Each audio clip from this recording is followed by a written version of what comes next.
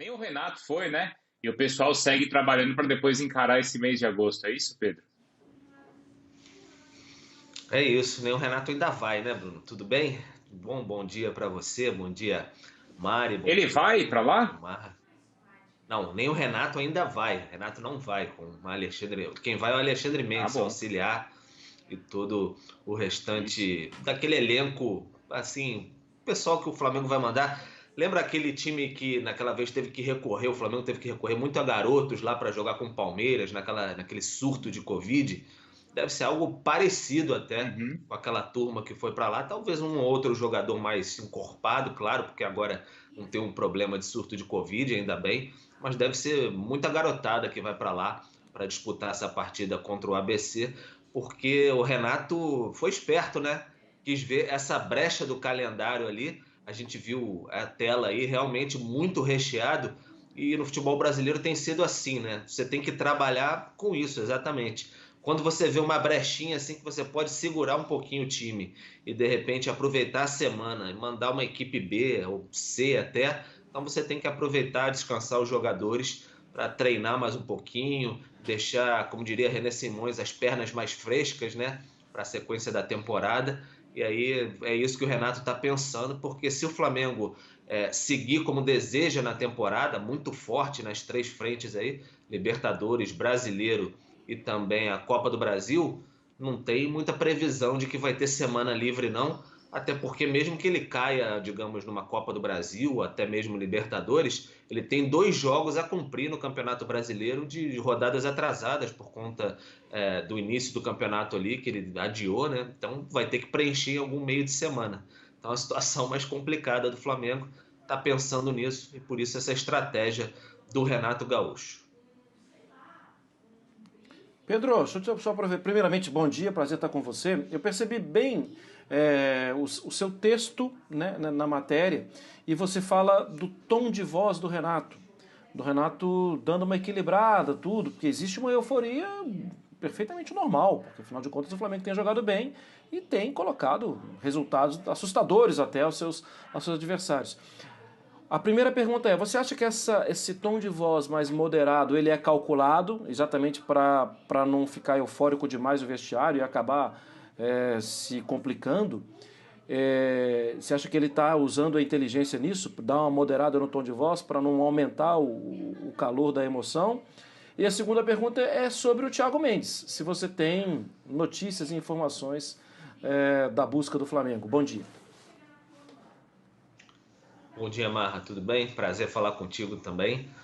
Olha, o Renato, acho que ele tem calculado em duas frentes, na verdade, esse tom de voz dele é um pouco mais manso. Primeiro, claro, para não empolgar, não ser aquele Renato de sempre, para não empolgar os próprios jogadores, a própria torcida, acalmar nesse momento. Começou bem até demais, né? Talvez ninguém esperasse esse momento tão espetacular do Flamengo, 6 jogos, 6 vitórias, 24 gols marcados, esse Flamengo avassalador. Eu sempre falo avassalador, avassalador nesse começo do Renato.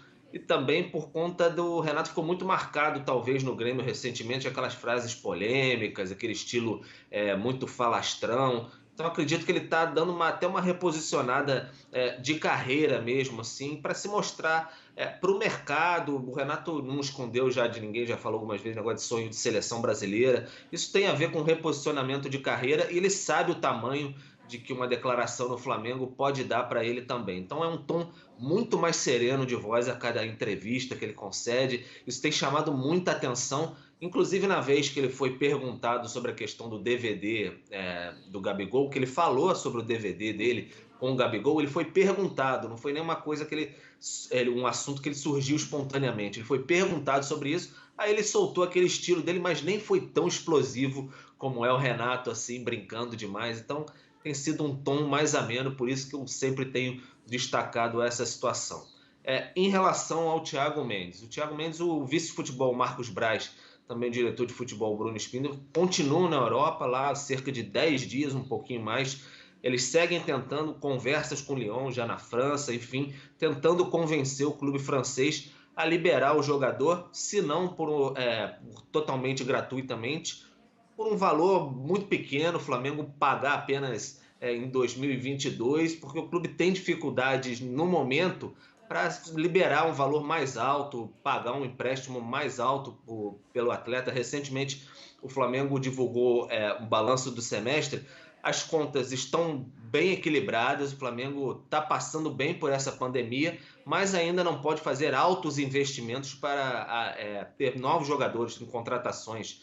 Talvez, se ele deixar as contas, os pagamentos para 2022, mas para esse segundo semestre de 2021 ainda não é possível. Então, é meio difícil você ter uma negociação que você chega, ó, eu pego o jogador agora e aí eu te pago lá para 2022. Então, é preciso traquejo, você conversar bastante com o clube. Então, o Flamengo está tentando aí essa questão do empréstimo inicialmente do Thiago Mendes, ou se não for um empréstimo gratuito, pagar um valor e aí conversar, convencer. O Thiago Mendes quer vir para o Flamengo, até seus familiares em redes sociais deixaram isso bem claro, estão deixando constantemente, mas é uma luta que o Flamengo já sabia que teria que esticar a corda o máximo possível, até porque a gente está no dia 4 de agosto, a janela lá fecha dia 31 de agosto, e o Thiago Mendes custou um bom valor, né, do Lille para o Lyon, cerca de 25 milhões de euros, se eu não me engano.